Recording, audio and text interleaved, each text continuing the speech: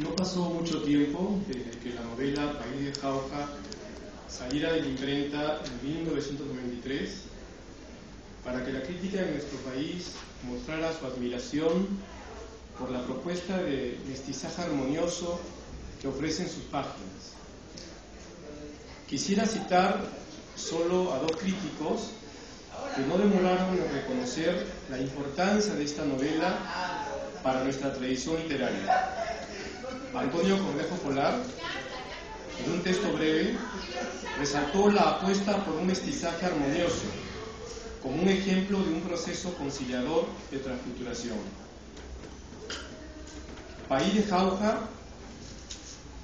puede leerse como una admirable alegoría de la transculturación feliz, enriquecedora, gracias a la cual hasta la ominosa presencia de la muerte puede ser vencida. Ricardo González Vigil, en un artículo periodístico, llama la atención sobre el tono jubiloso del mestizaje que plantea la novela.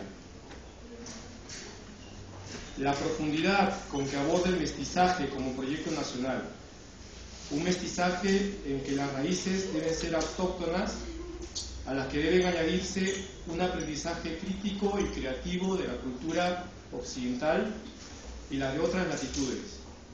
Una postura similar, pues, a las de Inca Garcilaso, Ciro Alegría, José María Arguedas y Gamaliel Churat. La nota diferencial de País de Jauja, escribía Ricardo González Vigil, procede de su tono jubiloso, el de un mestizaje ya cristalizado en gran medida. A José María Arguedas le interesó el estudio de las comunidades andinas, y en especial el caso del Valle del Mantaro. Fruto de ese interés, publicó trabajos antropológicos sobre el mundo andino, su folclore, su arte y sus mitos. Una lectura de estos textos nos permite comprobar una correspondencia entre estos y la novela País de Jauja, entre la comprensión de la cultura andina y su estudio sobre el Valle del Mantaro y la trama cultural de País de Jauja. Vamos a referirnos a 4 textos de Arguedas: El complejo cultural en el Perú, del año 1952, La sierra en el proceso de la cultura peruana, de 1953, Evolución de las comunidades indígenas, publicado en 1957, y Razón de ser del indigenismo en el Perú, ensayo póstumo, publicado en 1970. La cultura nativa sufrió el impacto de la cultura occidental, que intentó avasallarla, y de esta manera apurar un proceso de aculturación que terminaría por sustituir a la cultura prehispánica por la europea. La solidez, el grado de desarrollo que alcanzó la cultura india, evitó que se perdieran aspectos fundamentales de la cultura andina, y se produjo más bien, en muchos casos, un complejo intercambio de elementos culturales. Una vez terminado el impacto colonizador y al comprobarse que no era posible hacer tabula rasa de la cultura encontrada, se produjo un inevitable proceso de intercambios culturales. Al compartir un espacio, la cultura india y española se influyeron mutuamente. El vigor y la fortaleza de las sociedades nativas les permitieron resistir y a la vez adecuar elementos occidentales, incorporándolos a una cultura que sufría inevitables transformaciones. Por un lado, la cultura india tuvo la fortaleza para resistir y por otro, la plasticidad para incorporar elementos que sustituyan los propios, transformar algunos o rechazar otros, sin que esto signifique renunciar a aspectos vitales de la propia cultura. En su trabajo, El complejo cultural en el Perú, Arguedas afirma: la vitalidad de la cultura prehispánica ha quedado comprobada en su capacidad de cambio, de asimilación de elementos ajenos. La organización social y económica, la religión, el régimen de la familia, las técnicas de fabricación y construcción de los llamados elementos materiales de la cultura, las artes, todo ha cambiado desde los tiempos de la conquista, pero ha permanecido, a través de tantos cambios importantes, distinta de la occidental, a pesar de que tales y tan sustanciales cambios se han producido en la cultura autóctona peruana por la influencia que sobre ella ha ejercido la de los conquistadores. En este punto cabe hacerse la siguiente pregunta. ¿Es posible esta plasticidad cultural, esta capacidad de selección de una sociedad y una cultura que es invadida por una empresa colonizadora? ¿Existió un espacio para la actividad creadora en estos procesos culturales que se ubican en el origen de la cultura latinoamericana? La respuesta de Arguedas es afirmativa. En su estudio sobre la sierra observa que la invasión política y militar no pudo con la cultura prehispánica, iniciándose así procesos de intercambio cultural. Pero si la cultura invadida tiene una profunda historia, un largo proceso de evolución a través del cual alcanzó un alto grado de reajuste, la conquista del territorio que ocupa, la dominación política absoluta por parte de otros pueblos, el sometimiento al estado de servidumbre, no la destruye. Se establece un inevitable estado de intercambio, de mestizaje con la cultura invasora. Y en un texto posterior desarrolla la misma idea poniendo énfasis en la plasticidad y la originalidad de la cultura nativa. Pero durante el largo periodo colonial, el pueblo nativo asimiló una ingente cantidad de elementos de la cultura hispánica, aparte de los que las autoridades los impusieron. Ocurrió lo que suele suceder cuando un pueblo de cultura de alto nivel es dominado por otro. Tiene la flexibilidad y el poder suficiente como para defender su integridad y aún desarrollarla, mediante la toma de elementos libremente elegidos o impuestos. Para Arguedas, la selección de elementos culturales por parte de las sociedades sometidas fue posible. Cualquier proceso de aculturación que implique la pérdida de la cultura nativa y la asimilación pasiva a otro sistema es incompatible con estas actividades culturales. El indígena tuvo la capacidad de adecuar inclusive aquellos elementos que le fueron impuestos. Arguedas era consciente de la complejidad de la cultura peruana, de los distintos grados de desarrollo y configuración histórica y social de las ciudades y pueblos andinos. El mestizaje en el norte era diferente que en el sur. Los procesos culturales de la Sierra Sur no fueron los mismos que en los valles centrales. El caso del Valle del Mantaro fue un caso singular por su configuración histórica, política y social. En su estudio sobre esta zona del Perú, Arguedas menciona y explica la excepcional integración de castas y culturas en los pueblos del Valle del Mantaro, la conciliación armoniosa de razas y culturas en ciudades como Jauja. En resumidas cuentas, se debe a la ausencia del latifundio, del congaje, de la esclavitud feudal que sí se hallaron en el sur andino. Esta situación se debió en un primer momento a la alianza huanca-hispana que otorgó a los indios jaujas privilegios como la posesión de sus tierras. No es nuestro propósito profundizar en este tema que desarrolla largamente Arguedas en el texto indicado. Sin embargo, es importante señalar que el estudio de este caso en particular le permitió a Arguedas sostener la posibilidad de un mestizaje armonioso y pacífico, como lo confirma las siguientes palabras recogidas de su texto, La Sierra en el proceso de la cultura peruana. En este texto, Arguedas señalaba: debemos apuntar, sin embargo, que el caso del Mantaro es todavía una excepción en el Perú. Pero este acontecimiento feliz nos puede servir ahora de ejemplo vivo para el difícil estudio de la diferenciación cultural que existió siempre entre la sierra y la costa, hecho que se acentuó cada vez más en la época moderna. Nos servirá también para el estudio del posible proceso de fusión armoniosa de las culturas que ambas regiones representan. Fusión posible, puesto que en esta región se ha realizado. Sin la aparición del caso del Alto Mantaro, nuestra visión del Perú andino sería aún amarga y pesimista. En el texto El complejo cultural en el Perú, Arguedas llama la atención sobre el mestizo, sobre la importante labor que éste realiza. Los mestizos constituyen la mayoría en las ciudades andinas y en algunos casos, como las ciudades del Valle del Mantaro, la totalidad de la población. A pesar de los esfuerzos de adaptación, el indio en el Perú sufre el atraso y la segregación cultural. El proceso de mestizaje es todavía lento. Todavía las regiones pobladas de indios la acercan a la miseria económica y el aislamiento cultural. Arguedas tenía la certeza que ese cerco que constreñía a las ciudades andinas debía romperse y la cultura nativa beneficiarse de elementos occidentales y de los aportes de la modernidad. las comunidades del interior del país no tenían una salida más eficaz para la vigencia de sus valores que una apertura a otras culturas. Hasta aquí hemos esbozado algunas ideas sobre la cultura andina, el mestizaje y la modernidad, que trataremos de resumir. Arguedas, a partir del estudio de las comunidades andinas como las del Valle del Mantaro, en el que se ubica la ciudad de Jauja, considera que se puede hablar en el Perú de una fusión pacífica y armoniosa de culturas, sin soslayar las profundas tensiones y conflictos que la conquista española representó en muchas zonas del Perú. La cultura de nuestros pueblos se cimenta en la labor de nuestros pueblos por reinventar su cultura partiendo del legado de sus antepasados y reelaborando los aportes de las culturas externas. Este proceso de plasticidad cultural, que involucra varios fenómenos culturales, es explicado a través del concepto de rama de la transculturación. Por último, la actitud de apertura de las comunidades es de vital importancia para la preservación de los valores andinos.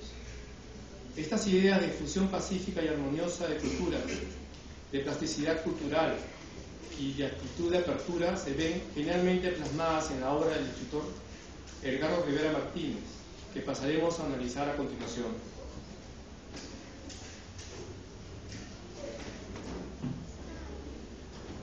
La fusión armoniosa de culturas en País de Jauja. Dejamos entonces los textos antropológicos para abordar la ficción. Por razones de tiempo solo vamos a referirnos al aspecto musical presente en la novela País de Jauja. La música es un aspecto central en la novela de Edgardo Rivera Martínez. El cultivo de la misma de alguna manera define y explica la realidad cultural en la que vive la familia Ayala Manrique. Además de las dos vertientes de la música andina, la tradicional y la mestiza, están presentes en la novela la música clásica occidental y géneros más modernos como el bolero. Sin embargo, la familia goza especialmente de estas dos tradiciones musicales, la música andina mestiza y la clásica occidental. Jauja es el país de los intercambios culturales, de pobladores mestizos que han ido paulatinamente conservando, perdiendo, asimilando e integrando productos culturales tanto de la cultura tradicional como del hispano. Además de compartir y vivir esta doble herencia cultural, la familia Ayala Manrique presenta una nota que la diferencia. Es extraordinariamente consciente de este mestizaje, de esta transculturación que opera en el contacto entre la cultura andina y culturas de otras latitudes. Somos tan mestizos, exclama Belardo con la satisfacción de pertenecer a una cultura enriquecida. Esta realidad cultural también es vislumbrada tempranamente por Claudio. Dualidad de que en cierta manera habías tomado nota mucho antes, cuando cantabas guaynos y relojeras con Catalina en la era de la Taura, y te deleitabas después en casa con las interpretaciones de tu madre en el piano y con las de los coristas de Ocopa en la iglesia matriz. Además, este tema será recurrente en los diálogos de la familia, en los que Claudio será mudo testigo de su tierna edad. Los Ayala se reconocen herederos de la cultura andina formada por siglos, a partir principalmente por la cultura andina y la matriz española. Además de vivir esta cultura ya mestizada, abren sus ojos, mejor aún sus oídos, a otras formas de música como la clásica europea. Lo nuestro es la música de los guaynos, de los yarabíes, de los pasacalles, pero hay otras formas de música que también pueden ser nuestras, exclama la madre de Claudio. En este contexto, la expresión puede ser indica no tanto la posibilidad de un hecho como la legitimación de una realidad.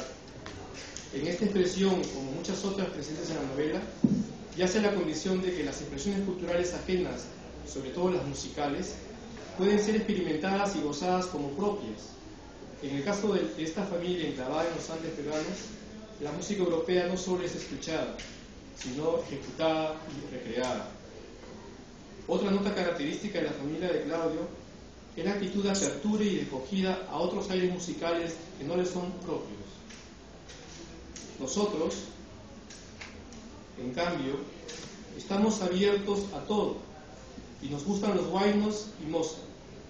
Y Marcelina es para mí tan importante como Homero, y no nos nos olvidamos las ideas de papá. Esta es una actitud de apertura, no de renuncia. No es despersonalización ni aculturación, no es despojo.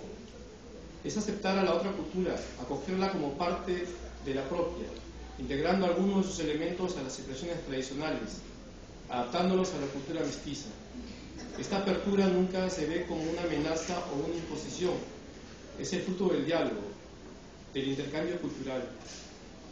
Cuando confluyen dos o más culturas claramente diferenciadas en un mismo espacio, pueden establecerse diversos tipos de relación. La heterogeneidad puede manifestarse en relaciones asimétricas, en donde una cultura ostenta la hegemonía y el poder y la otra es asimilada en un nivel inferior y subordinada a la primera. En otro caso pueden las culturas integrarse armónicamente, cumpliendo roles distintos, sin que esto signifique superioridad o inferioridad, y pueden ser valoradas socialmente en la misma medida. La valoración de las distintas músicas en la novela se acerca más al segundo modelo. Rita González es una prima lejana de Claudio que vivía en los pueblos de Cintos de Aramachay y que se alojaba algunas temporadas en su casa cuando visitaba la ciudad. A ella le gustaba esa música extraña, la clásica, que salía de la sala, del piano que tocaba Laura Manrique, la madre de Claudio. En muchas oportunidades, ella interrumpía los juegos y se dirigía a las ventanas que daban a la sala para escuchar.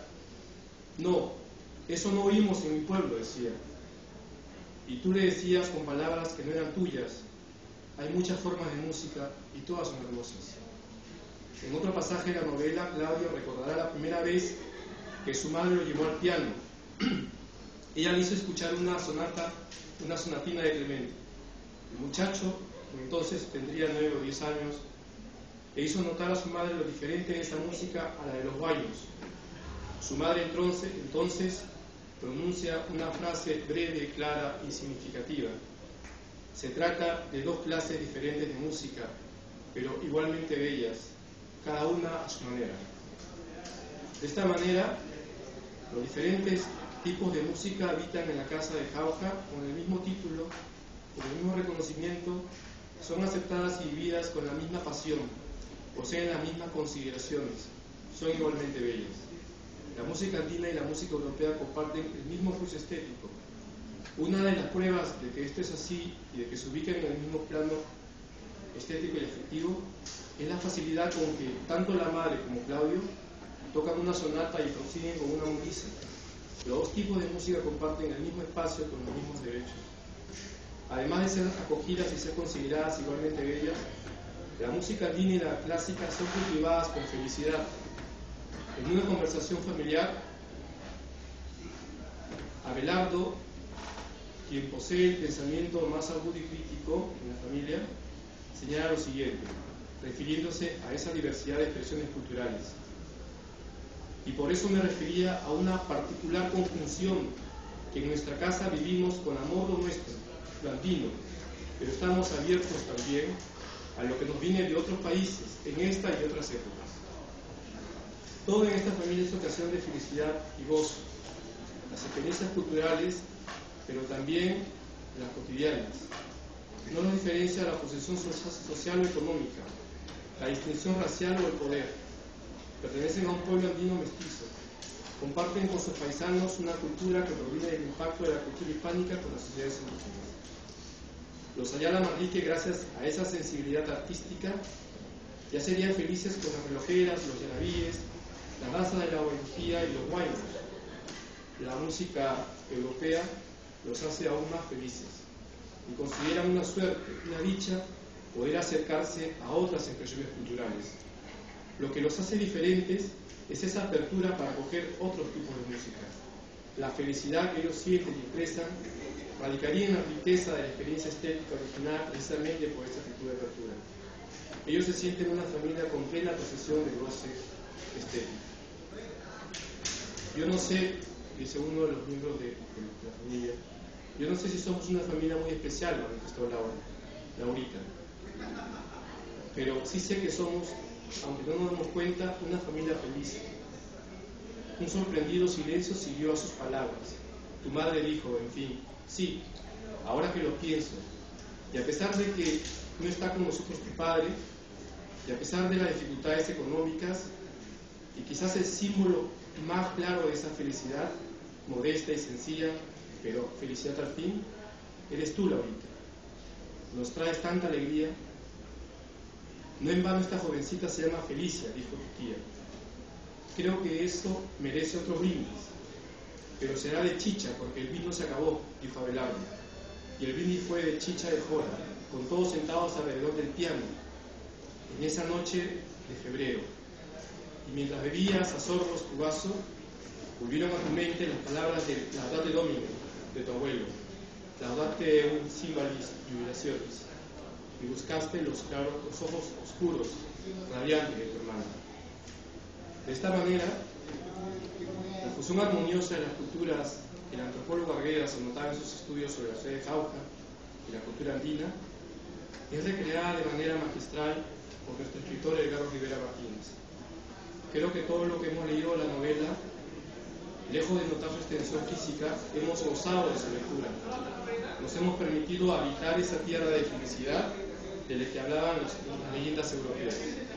Y hemos comprendido que nuestros pueblos, a pesar de sus desgarros, pueden celebrar la vida con regocijo. Gracias.